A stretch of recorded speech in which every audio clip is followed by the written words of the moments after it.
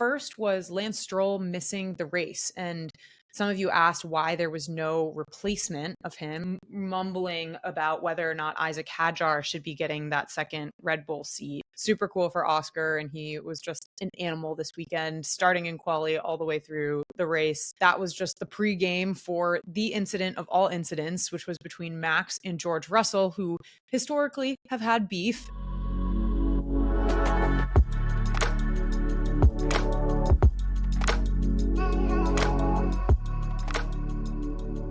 Hello, everybody. Welcome back to Paddock Project. 9th race of the season is done. This is your Spanish Grand Prix recap, and we have a lot to talk about. But if you're watching on YouTube, which I hope you do because there's video here, this is actually the last time you'll be seeing this background, as I only have 2 finals standing in between me and my first year of my MBA here at Stanford being done. So I will be moving out of the dorms. I'm moving to LA for the summer, where I'll be working at CAA, the talent agency down there, for the summer. I can't wait to be an intern again. It's going to be wild, but I'm so excited to learn a ton over the summer. And then, yeah, I'm excited to actually live in LA. I've never lived there before. So open to any recommendations you all have, things to do, see, etc. Please send my way. And hopefully we'll be doing some sort of watch party at some point over the summer if there is a race that makes sense to do so with Pacific time. So stay tuned for that, but let's dive into the Spanish Grand Prix. First, a quick, in case you missed it for the weekend, let's start with quali. So the main highlights here, well, the first is a low light, but the shock knockouts in Q1 of Sainz and Tsunoda were exactly that, shocking, really tough to see that, especially Yuki, who qualified last in P20. By contrast, Isack Hadjar has not been knocked out of Q1 once so far, and he had another Q3 appearance, so that was great.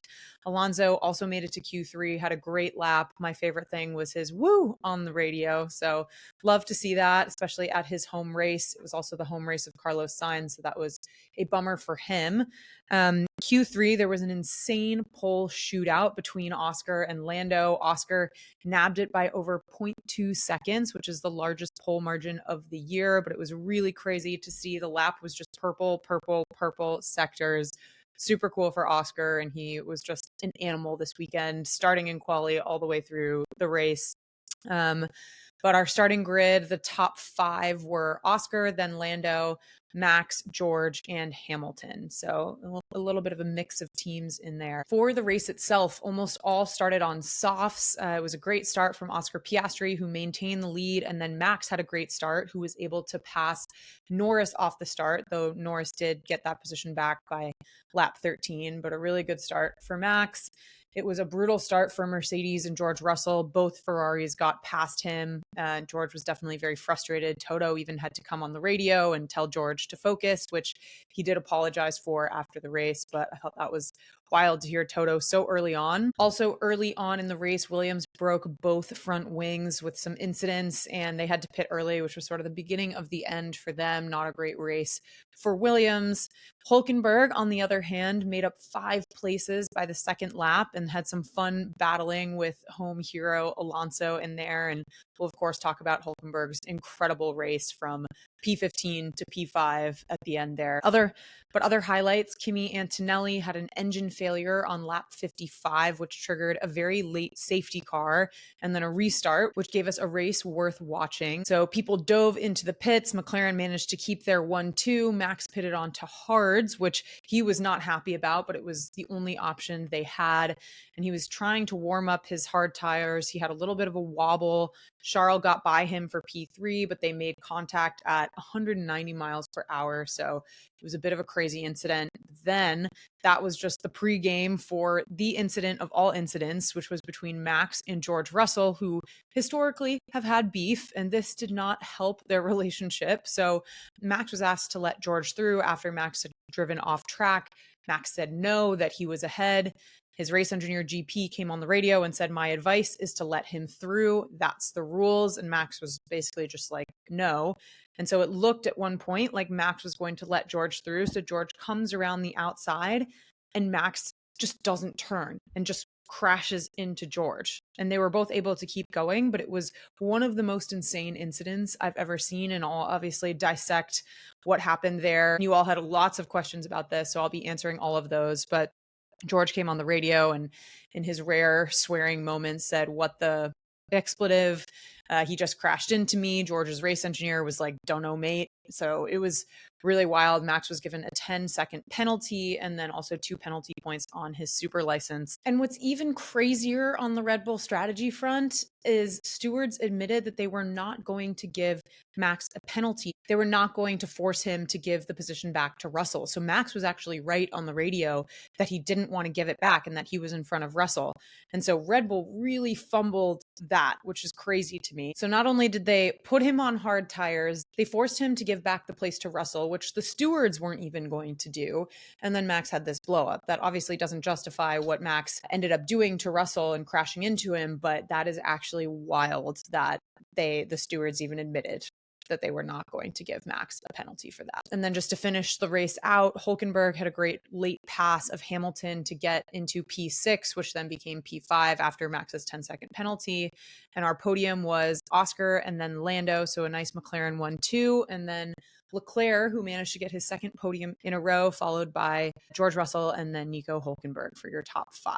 I really liked Oscar's radio at the end to his race engineer saying that he should listen to him more often and he really knows his stuff. He said, "You know your stuff, Tom," which I thought was very cute. But the other highlight, Alonso managed to get his first points of the season. Nice to do that at home. He finished P9 after Max's penalty, so he got 2 points there. Very exciting. And then the cool down room was just the other thing to highlight. We're sort of like trying to talk about Max without talking about Max because they knew the cameras were on. So that was just a little bit of an awkward situation.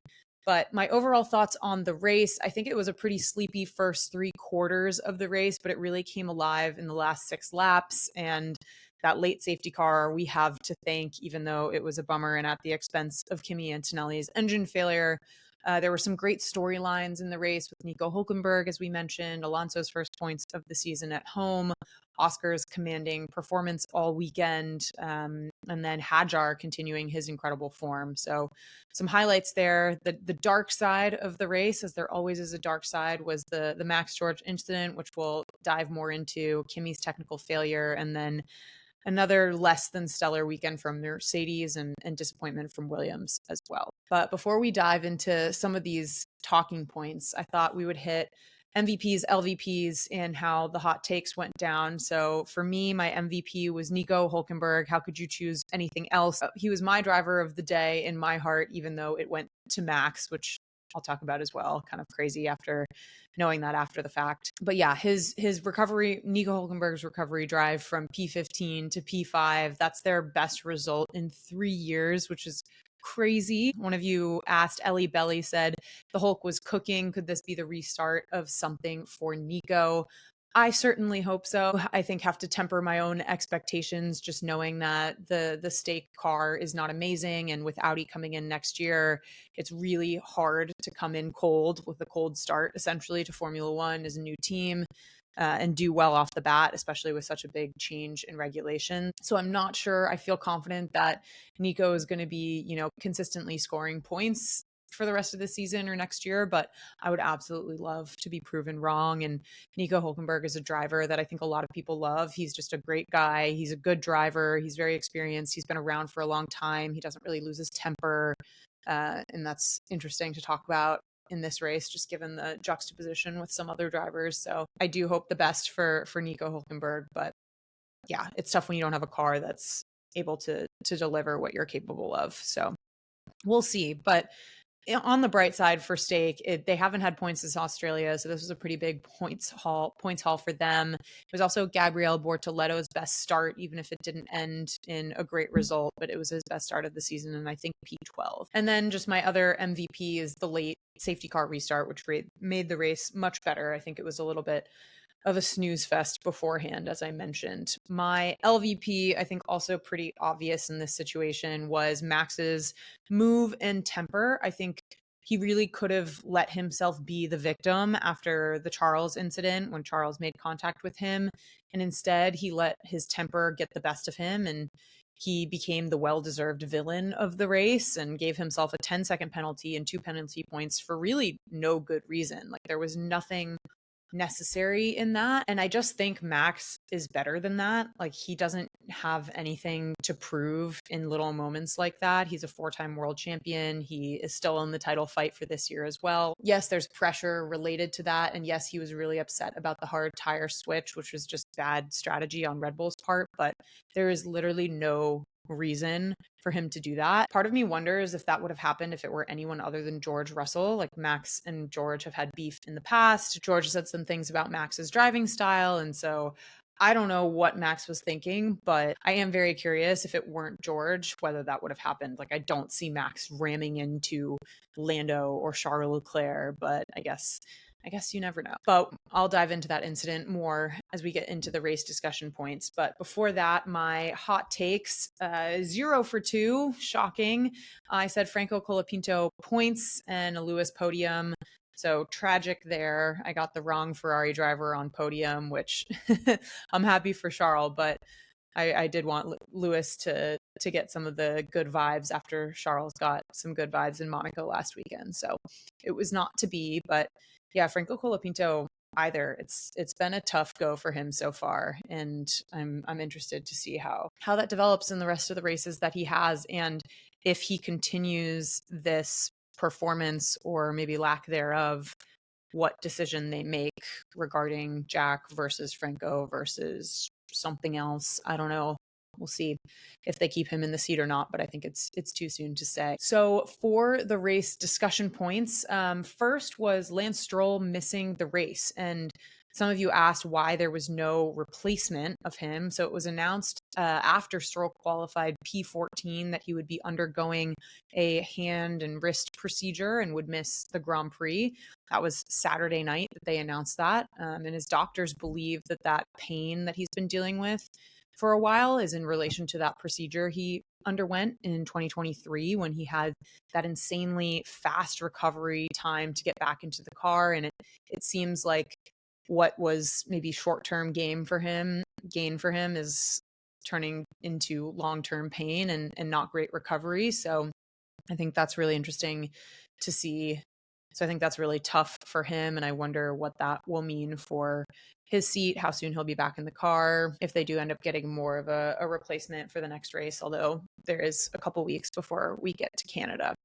But a lot of people were asking why they didn't have a reserve driver step in. So both Felipe Drugovich and even Valtteri Bottas were available, but you are not allowed to swap drivers after qualifying, and Stroll had already participated in qualifying. So my question was, if they knew he was having this pain, why did they not call it off just in time for someone else to get in the car? Like, you would think from a team perspective, if there were any chance where Stroll were not going to be able to take part in the race, then they should have just made that call before quali. So that was kind of a strange move and a bummer for Aston Martin, and what could have been maybe even a double points weekend for them, which every point counts in this midfield battle. Another tough performance this weekend was Yuki Tsunoda. As I mentioned, he qualified last and then finished P13.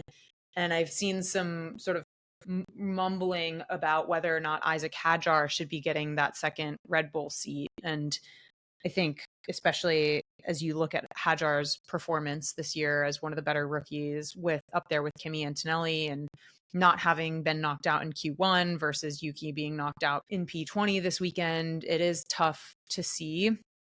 And it's kind of baffling to me that this Red Bull second seat is so cursed. Like, I'm not like a spiritual person. I don't believe in curses necessarily, but it is absolutely wild if you look at the performance of the second seat drivers and drivers who are quite good. Now, I guess you can always debate whether Yuki deserved that seat in the first place or not, or if it should still be Liam, although Liam is not performing incredibly well either. But I hesitate to say, okay, just put Isack Hadjar in the seat and see what happens, because we see what happens to these drivers who get in that seat and then don't do well, even if they're doing fine in their other cars. And I just can't help but think it's that car being so tailored to Max that nobody else can handle it, or something happens, or there's something in the car or the team environment that just does not set drivers up other than Max Verstappen to perform in that seat. And even Yuki was like, I don't know why I'm not performing. And Christian Horner said, I don't know. I'm confused, essentially, of like what's going on with Yuki. And so it is just a very weird phenomenon. And I hesitate to say put Isack Hadjar in that seat because I don't want the same thing to happen to him when he's this very promising young rookie and probably needs a little bit more time to develop in an environment that is maybe a little bit more conducive to junior, more rookie drivers. So I don't know. I say don't put Isack in that seat, but obviously I want what's best for him. And if that is better for his performance and his longer term career, great. It's hard to think about what's happening to all these other drivers in that seat happening to Isack as well. I don't want to see that. And I want to see Yuki come back and climb out of the sort of hole that he feels like he's in and get back to performing on track, because I do think that Yuki is an incredibly talented driver, and I hope that he's able to do that. But I have been laughing. Someone sent me like a Sergio Perez apology form. I'm going to read this to you. Sergio Perez apology form to Sergio Perez, reason for behavior, and these are check boxes. The media convinced me he was done. I didn't actually watch the races. I only looked at advanced analytics. I don't know Formula One. I was jealous of Sergio Perez, or Mercury was in retrograde. And the last box is, I will hereby respect Sergio Perez, and I will not talk down on the future first ballot Hall of Famer. So crazy. But it actually is wild to think about how hard we were on Checo last year and how horribly we said his performance was. And we're seeing Red Bull just like cycle through these drivers that are not doing any better than Checo was. And Checo actually did have some really high highs in that team as a second driver and was probably one of the best second Red Bull drivers that we've had or seen. And so I thought that was funny. But yeah, Checo, I think you deserve a little bit of an apology from everyone who doubted you and made it seem like it was all you when none of these other drivers seem to be able to handle the heat. But let's get into the other Red Bull driver and the incident between Max and George. So as discussed, what happened was Max drove off track, was told to give George the position back, argued that, felt like it was wrong. And then it looked like he was going to give the position back to George. As George was coming around the outside, Max just kind of turned into him, did not go around the corner. And yeah, he got a 10-second penalty and 2 penalty points on his license. And it's kind of crazy, as I was mentioning, that it was George because of all the beef that he and Max have had historically, and me wondering whether or not that would have happened if it were anyone else. But a lot of you asked questions on this. So Anissa Yusuf said, thoughts on Max's crash out? I saw the word crash out being used a lot on Sunday. Do you think Max intentionally hit George or just misjudged the space, had issues with the car? From Gwen Hartley. What to do when a pilot is intentionally driving into another driver when letting him through? From Chris Stooftagram. How did Max not get an immediate black flag and DQ? There was intent in the move. From Tuku the King. Thoughts on Max penalty? Should it have been more, or is 10 seconds enough? From Norisk or Noriske. As I mentioned before, I think there was absolutely no reason for Max to do this. I think it was done intentionally in a period or a point in time of him losing his head and his temper after the switch onto hard tires, after feeling like the race wasn't going his way, after having a great start and maybe even feeling like a podium or a race win was within his reach. And after a lot of the pressure of people talking about how incredible Max is, he can do no wrong, even in a car that's not great. He can just like pull out these amazing things. It's almost like a given for people in people's minds that Max will just do something incredible with whatever car he's in. And I do think that that pressure is hard. And Monaco last weekend, he did not have the race that he had hoped. And I think there's some frustration in that, especially for Max, who is someone who wants to win. Like, he is a winner. That's all he's here for. He doesn't want to mess around with any of the extra stuff outside of just racing on track. And so I think that there's some frustration when he's not performing or not in a car that feels like it's capable of what it should be. All of that to say, Max has nothing to prove to anyone. He is a 4-time world champion. He is, I think, the most talented person on the grid right now, at least, in terms of him being sort of at his peak performance in the lifespan of his career. And it was just so incredibly unnecessary that it just makes you scratch your head and be like, why? It's not the behavior of a 4-time world champion. And I feel for George in that situation for sure. But one of you said, I think George Russell is a snake. He also crashed into Max. What do you think? From Molinmo? I have to disagree on that. I don't think this was George. I'm sure George was told that Max was going to let him by, was just trying to get around. George gave Max more than enough room. It very much looked like Max just didn't turn on the corner and just went straight into George. So no, I don't think George Russell is a snake in this situation. And I think this was 100% on Max. And yeah, it shouldn't have happened. Then, of course, we have to talk about the fact that Max got driver of the day. So one of you said Max doesn't deserve driver of the day after what he pulled. This is from K McCaff 13. And I agree 100%. It is so wild in retrospect that Max got driver of the day, but the votes were done, I think, before the incident. But even so, like, I don't know why Max would have deserved driver of the day in this race. Like, it very obviously, to me, should have gone to Nico Hülkenberg or Oscar Piastri for driving a flawless race. But oh well. And then, of course, there's the penalty points. So Max has 11 of 12 penalty points on his super license. So once you get to 12, you get a race ban. 2 of those points, I believe, expire in Austria. So that's coming up. But if there were to be another sort of larger incident, Max would get a race ban. One of you said we are getting Mad Max in the next race. This is from the Gray Dust. And it's very possible he'll have 2 weeks to calm down. And I also think he'll have a talking to maybe from his team and maybe cool down and come back. But what disappoints me more than anything is that Max has had the opportunity to apologize or just say that he was in the wrong, even just a simple, my bad, I'm sorry. Yes, it's not like Max's personality to apologize for things, but I do think that would have gone a long way. And that is the temperament of a world champion, which we just did not see from Max. And so it is a bummer that he has not apologized, at least as of this recording. We've not seen any sort of admittance of fault, which I do think is a mistake. And yeah, I do wonder still if it weren't Russell, maybe if it were Lando, he would have said something by now, but I don't know. There was one interesting question from Brooke Benoit saying, do we think Red Bull's strategy errors and Max's acting out spell the end of his time there? I don't think that this was necessarily indicative of anything broader going on at the organization or the fact that Max is leaving. I think this was a really hot-headed moment for Max.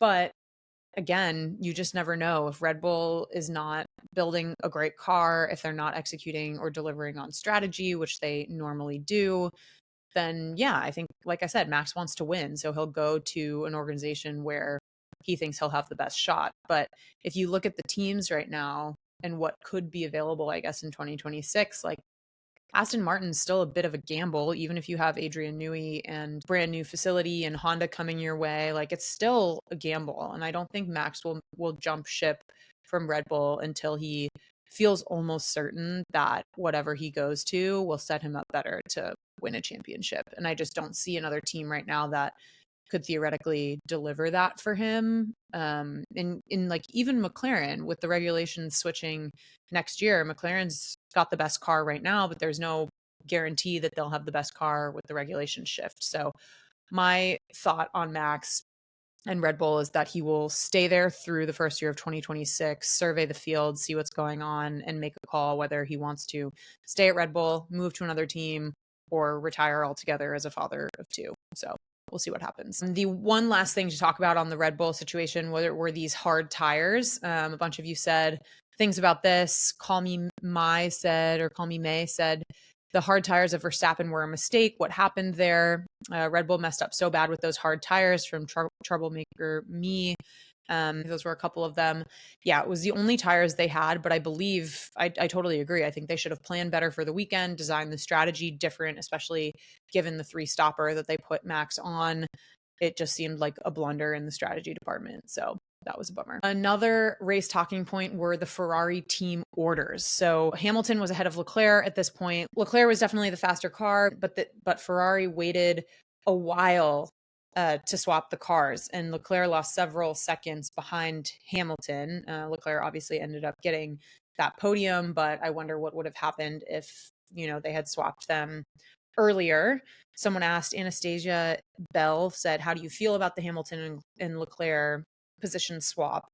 And I do think it's a very hard call to make to a 7-time world champion who you've signed and want to make great things happen with. But I do think at the end of the day, at this stage of the season, the Constructors' Championship is way more important right now than the Drivers' Championship for them. You never know what happens in the second half of the season. We're only 9 of 24 races in, but I don't think Hamilton and Leclerc are likely to be world champion this year. And so you have to be thinking about the team, the constructors battle, and just trying to maximize points and positions where you can. So I do think it was the right call to swap them. And we didn't really hear too much disagreement from Hamilton on the radio, because he probably also understood that was more important. But yeah, it almost feels like they didn't want to say it, and so they waited. But I think in some of these situations, you need to just rip the Band-Aid off and do that. And I say that as the biggest Hamilton fan, but I do think that that was the right call in this situation.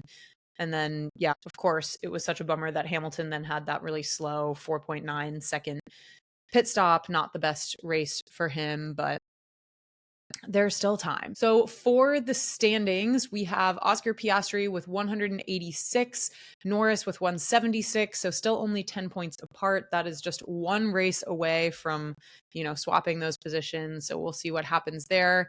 Max Verstappen at 137, Russell at 111, Leclerc 94, Hamilton 71, Antonelli 48, Albon 42, Hadjar 21, and Ocon 20. So that's your top 10.